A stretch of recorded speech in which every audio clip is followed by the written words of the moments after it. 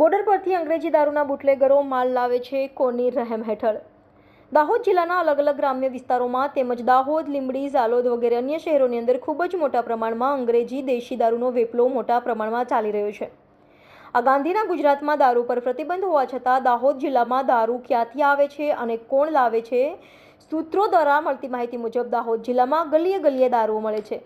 તો શું આ આદિવાસી ટ્રાઇબલ વિસ્તારમાં સામાન્ય ગરીબ લોકોને દારૂના રવાડે ચડાવી દારૂડિયા બનાવી લોકોની જિંદગી સાથે રમત રમવાનું કામ આ દારૂના બુટલેગરો કરે છે? સ્થાનિક પ્રશાસન તંત્ર, સરકારી અધિકારી, રાજકીય નેતાઓ પર અનેક પ્રકારના સવાલો ઊભા થાય છે. આ દારૂના મહા બુટલેગરને કોણ છાવરે છે? કોણ હપ્તા લે છે અને આ ગોરખ ધંધા કોના નામથી ચાલે છે?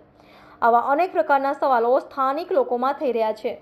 શું આ બાબતે ભાજપની ગુજરાતના સરકાર પગલાં લે છે કે પછી બુટલેગરો પાસેથી હપ્તા લઈ ભીનું સંકેલી લે છે? હાલ અત્યારે લોકસભાની ચૂંટણી ચાલુ હોય અને દાહોદ જિલ્લામાં જ્યાં જુઓ ત્યાં દારૂની ખાલી બોટલો અને ભંગારની દુકાનો પર અંગ્રેજી દારૂની ખાલી બોટલો ઢગલાબંધ જોવા મળે છે.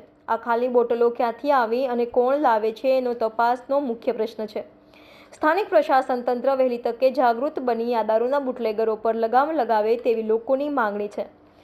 સંવાદદાતા સંદીપ ડામોર સાથે દિનેશ પરમાર, દીવ મિરર. દાહોદની અંદર આ કંઈક એક અઘરી બાબત હશે એટલે ગાંધીના ગુજરાતમાં દારૂબંધી છે એવી કહેવત ચાલી રહી છે અત્યાર સુધી. ગાંધીજીના ફોટા સિવાય કંઈ શું થતું નથી. ખિસ્સામાં પૈસા હોય તો જ બધી વસ્તુ થાય છે.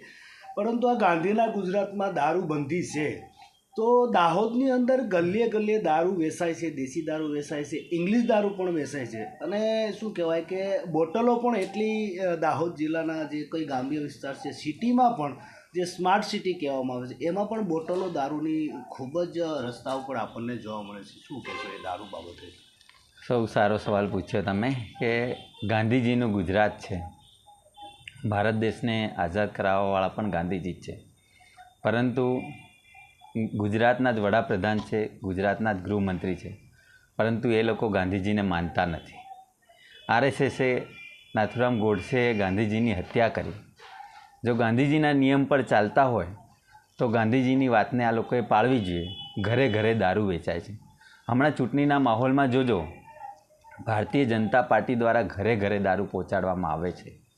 જો મારે એવું કહેવું કે બુટલેગરો ખુલ્લેઆમ ફરતા હોય, બુટલેગરો ખુલ્લેઆમ આ પોલીસ તંત્રને હપ્તા આપતા હોય છે, બુટલેગરો ખુલ્લેઆમ ભારતીય જનતા પાર્ટીના આગેવાનોને હપ્તા આપતા હોય છે, ખુલ્લેઆમ દારૂ વેચાય છે, તો શું ભારતીય જનતા પાર્ટીને કે અધિકારીઓના દારૂ વેચાય છે અને એમને જોવાતો નથી? ખુલ્લેઆમ વેચાય છે, પણ મોટી સંખ્યામાં હપ્તા આપે એટલા માટે. અને આ બુટલેગરોનો આ લોકો ચૂંટણીમાં ઉપયોગ કરે છે કે તમારે ભારતીય જનતા પાર્ટી સાથે રહેવાનું છે, ભાજપની સાથે રહેવાનું છે. દારૂનો ધંધો કરતા હોય, જુગારનો ધંધો કરતા હોય, ચોરીનો ધંધો કરતા હોય, આવા લોકો ભારતીય જનતા પાર્ટીના કાર્યકરો બનીને બેઠા છે અને ભારતીય જનતા પાર્ટીએ આવા લોકોને સાચવીને રાખ્યા છે એટલે ઘરે ઘરે દારૂ વેચાય છે. જો આવું જ કામ ઘરે ઘરે સામાજિક માટે, શિક્ષણ માટે કર્યું હોય, સ્વાસ્થ્ય માટે કર્યું હોય, રોજગારી માટે કર્યું હોય તો ગુજરાત ક્યાંનું ક્યાં પહોંચી ગયું હોત. પરંતુ મારે એવું કહેવું છે કે 35 વર્ષથી ભારતીય જનતા પાર્ટીની સરકાર ગુજરાતમાં હોય તો ગુજરાતની અંદર દારૂબંધી સરકાર એટલે નથી કરી શકી કે પોલીસવાળાને બધાને ખબર છે અને સરકારને પણ ખબર છે કે ક્યાં દારૂના હડ્ડા ચાલે છે, પણ સરકારને ત્યાંથી મોટા મોટા હપ્તા મળે છે અને ભારતીય જનતા પાર્ટીના આગેવાનો જ આ દારૂના હડ્ડા ચલાવે છે મોટા ભાગે. એટલા માટે આ દારૂના હડ્ડા આજ સુધી બંધ થતા નથી. અને લોકોને જો આદિવાસીઓને દારૂની લત પાડી હોય તો આ ભારતીય જનતા પાર્ટીના કાર્યકરોએ અને ભારતીય જનતા પાર્ટીએ જ પાડી છે. એનું મૂળ કારણ એ છે કે ચૂંટણી વખતે ભારતીય જનતા પાર્ટીના કાર્યકરો જ આ આદિવાસી લોકોને દારૂમાં લલચાવતા હોય છે કે દારૂ આપે છે અને તમે વોટ આપો એમ કરીને દારૂ એમને જબરદસ્તી આપે છે અને વોટ એમનો લે છે. અને એની સામે પોલીસ પણ શિક્ષાત્મક પગલાં પોલીસને પણ લેવા દેતા નથી અને પોલીસોના ઘર પણ આ દારૂના હડ્ડા ઉપર જ ચાલે છે, એમના મોટા મોટા હપ્તાઓ ઉપર જ ચાલે છે. એટલે આદિવાસીઓને એ લોકો આવું કહે છે.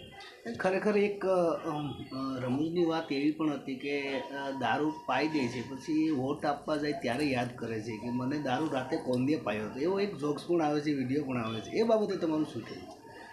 આદિવાસીઓ આમ તો ખૂબ હોશિયાર છે. આદિવાસીઓ આમ દારૂની બોટલમાં વેચાય એવા તો નથી, પરંતુ આ લોકોએ ભારતીય જનતા પાર્ટીએ દારૂની અને પૈસાની લોકોને આદત પાડી છે અને જબરજસ્તી એમને ઘરે દારૂ અને પૈસા આપે છે, પરંતુ આ વખતે અમારા આદિવાસીઓ છેતરાય એવા નથી અને આ વખતે આદિવાસીઓ કોંગ્રેસની સાથે રહેશે. આદિવાસીઓ સમજી ગયા છે કે ભારતીય જનતા પાર્ટી અમને રોજગાર આપ્યો નથી, ભારતીય જનતા પાર્ટીએ અમને શિક્ષણ આપ્યું નથી, ભારતીય જનતા પાર્ટી અમારી જળ જંગલ અને જમીન છીનવી છે, ભારતીય જનતા પાર્ટીએ અમારા બાળકોને અશિક્ષિત રાખ્યા છે, ભારતીય જનતા પાર્ટીએ આદિવાસીઓનું શોષણ કર્યું છે અને 18 વર્ણના લોકોનું હંમેશા શોષણ જ કર્યું છે. એટલે આદિવાસીઓ કે દાહોદ જિલ્લાની જનતા આ વખતે ભારતીય જનતા પાર્ટીથી છેતરાય એવી હાલતમાં નથી અને કોંગ્રેસની સાથે આ વખતે રહેવાની છે. નમસ્કાર મિત્રો, હું ફિરોઝ ઈરાની આજે તમને એક નવી વાત કરવા આવ્યો છું.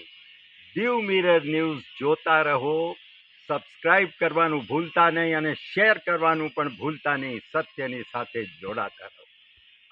નમસ્તે મિત્રો, હું છું ચાંદની પરમાર. આપની મનપસંદ ચેનલ એટલે કે દીવ મિરર ન્યૂઝ ચેનલને લાઈક કરો, શેર કરો અને ફોલો કરો. અને હા, તેમાં દરરોજ તાજા સમાચાર જોવાનું ભૂલશો નહીં.